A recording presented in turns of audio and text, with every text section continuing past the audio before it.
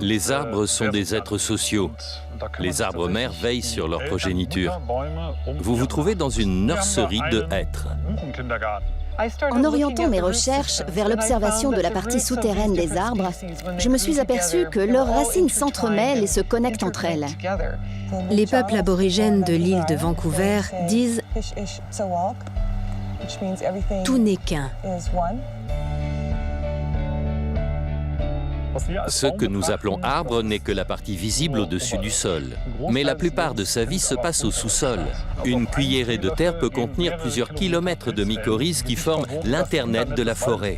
Le réseau fongique est juste sous la surface du sol. Nous nous sommes rendus compte que tous les arbres entremêlaient leurs racines en un immense réseau souterrain commun à tous.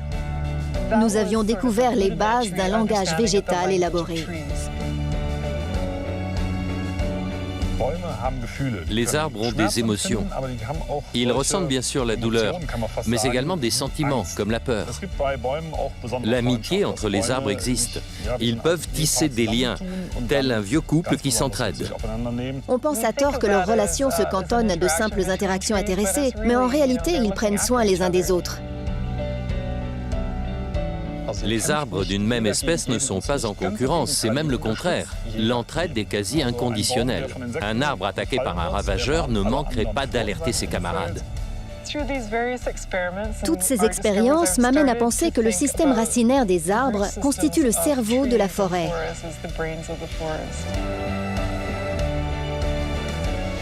Voici une ancienne souche qui vit encore. La souche continue à vivre parce que ses racines sont connectées à celles des autres arbres. Les arbres aiment naturellement se cajoler et vivent en groupe. Ils aiment aussi la lenteur. Les arbres ne supportent pas cette solitude. Il faut prendre la peine d'écouter les sensations que la nature nous procure, parce qu'elles sont fiables et authentiques. Nous avons compris depuis bien longtemps comment fonctionne la nature.